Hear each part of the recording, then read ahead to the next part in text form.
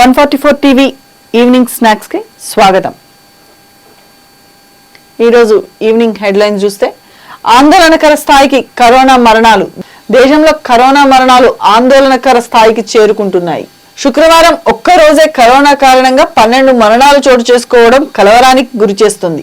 దేశవ్యాప్తంగా ఒక్కరోజు 761 కోవిడ్-19 కేసులు నమోదయ్యాయని కేంద్ర ఆరోగ్య శాఖ ప్రకటించింది. కోవిడ్ సబ్ వేరియంట్ JN1 కేసులు కూడా పెరిగిపోతున్నాయి. గురువారం నాటికి దేశంలో 619 JN1 కేసులు నమోదయ్యాయి. కాగా కోవిడ్ యాక్టివ్ కేసుల సంఖ్య క్రమంగా తగ్గుముఖం పడుతుందని కేంద్రం తెలిపింది.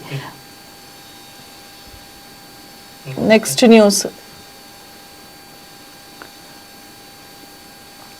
వాహనాల పెండింగ్ చలాన్లతో 11 రోజుల్లో 66 కోట్ల ఆదాయం.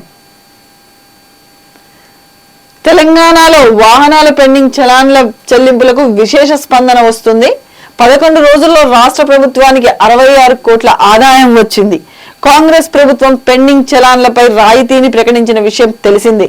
2023 డిసెంబర్ 26వ తేదీ నుంచి 2024 జనవరి 10వ వరకు వాహనదారులు తమ పెండింగ్ చలాన్లపై రాయితీతో చెల్లింపుకు అవకాశం కల్పించింది. దీంతో వాహనదారులు వచ్చిన అవకాశాన్ని ఉపయోగించుకుంటూ తమ వాహనాలపై ఉన్న పెండింగ్ చలాన్ల క్లియర్ చేసుకుంటున్నారు.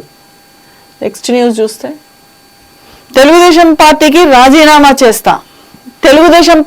రాజీనామా చేస్తానని విజయవాడ ఎంపీ కేశినేని నాని ప్రకటించారు.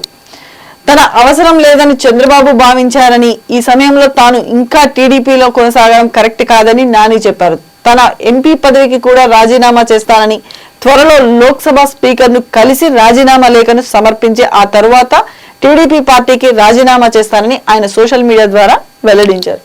ఇంకో న్యూస్ చూస్తే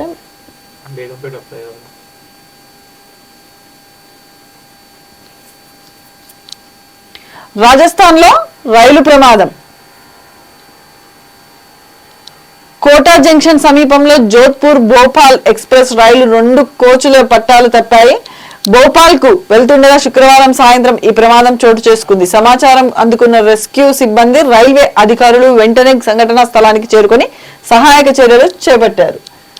నెక్స్ట్ న్యూస్ వచ్చేసి బేగంపేట్ ఫ్లైఓవర్ పై రోడ్డు ప్రమాదం. నగరంలోని బేగంపేట్ ఫ్లైఓవర్ పై రోడ్డు ప్రమాదం జరిగింది. శనివారం తెల్లవారుజామున ఫ్లైఓవర్ పై వేగంగా దూసుకొచ్చిన ఓ కారు అదుపు తప్పి డివైడర్ ను ఢీకొట్టి బోల్తా పడింది. ఈ ప్రమాదంలో ఒకరు తీవ్రంగా గాయపడ్డారు. సమాచారం అందుకున్న పోలీసులు వెంటనే సంఘటనా స్థలాన్ని చేరుకొని క్షతగాత్రుని చికిత్స కోసం ఆసుపత్రికి తరలించారు. పంజాగట్ట వైపు వెళ్తుండగా ఈ ప్రమాదం చోటు చేసుకుంది. వైసీపీకి అంబటి రాయుడు గుడ్ బై. ఏపీలో అధికార పార్టీ వైఎస్ఆర్ కాంగ్రెస్ కు షాక్ తగిలింది.